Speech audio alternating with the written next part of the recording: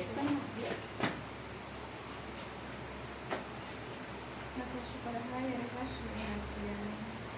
Sumainyo ang kapayapaan.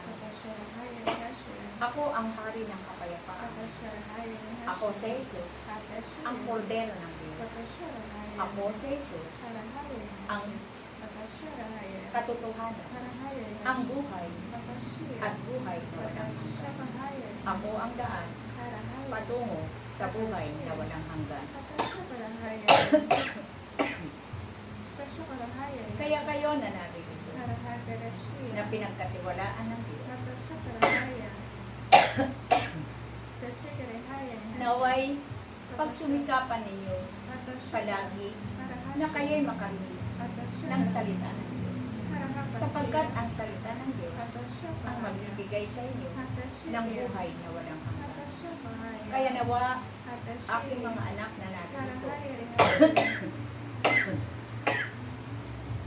manatili kayo na nakikinig sa salita ng Diyos, sapagkat ang nananatili na nakikinig ng salita ng Diyos, ito'y makakamit ninyo ang buhay na walang hanggan.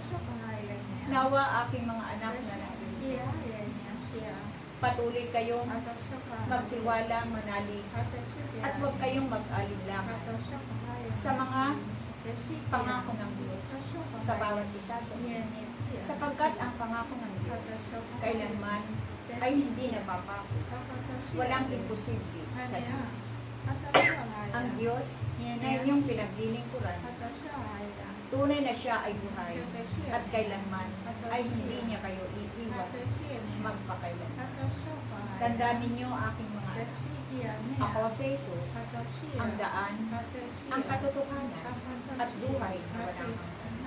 Ang nananatili at tumatalima sa aking salita, tunay na makakamit ninyo ang pangako ng aking Ama na buhay na walang hanggan.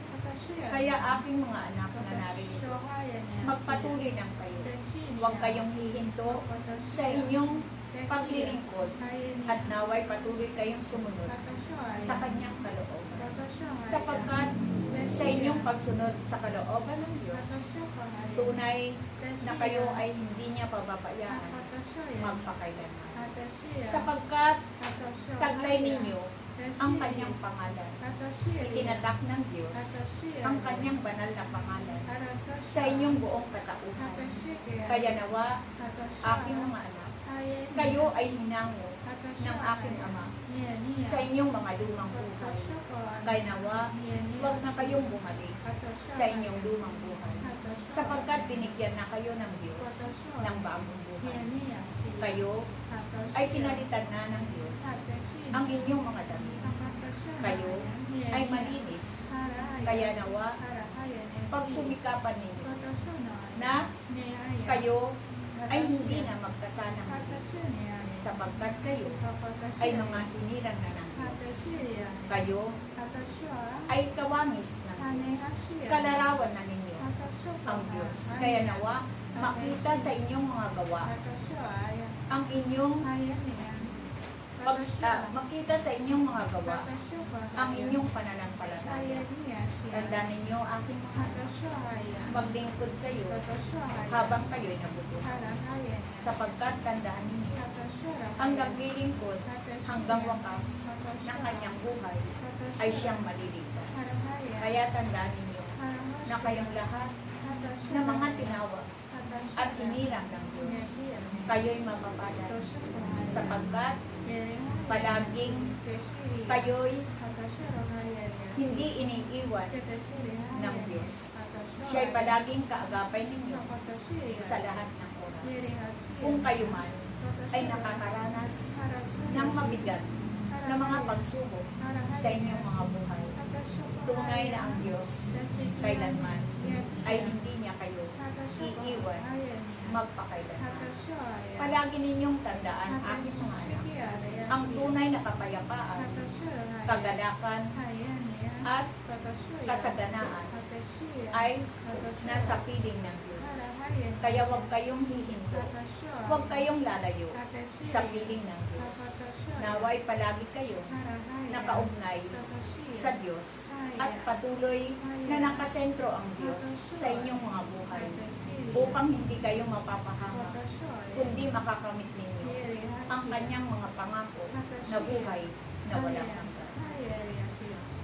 Ako'y nagpapasalamat sa inyong komunidad sapagkat batid ko na ang kalooban ng aking Ama ay patuloy na sinusunod ninyo sa inyong mga buhay. Patuloy akong nagpapasalamat sa inyo, higit sa komunidad na ito, na hindi nagkamali ang aking Ama na sa pagpili sa komunidad na ito. Batid ko na kayo ay bilang, ngunit kayo'y patuloy na sumusunod sa kalooban ng aking Ama. Kaya nawa, huwag kayong hihinto, patuloy kayo maglingkod sa Kanya. Batid ko na maraming mga umuusig sa inyong komunidad. Ngunit ang aking Ama ay Diyos na makapangyarihan sa lahat. Siya ang Diyos na magbibigay ng katarungan sa lahat ng mga umuusig sa inyong lahat. Sapagkat kayo'y mahalaga sa Diyos. Batid niya ang nilalaman ng inyong mga puso sapagkat siya'y nananahan sa inyong mga puso. Pinanananahan niya ang inyong mga puso. Kaya nawa, ang inyong mga puso ay nananatiling umiibig magpakailanman upang makamit ninyo ang buhay na walang hanggan. Salamat sa inyong lahat, higit sa inyong komunidad na patuloy na naglilingkod sa aking Ama. Salamat sa inyong lahat.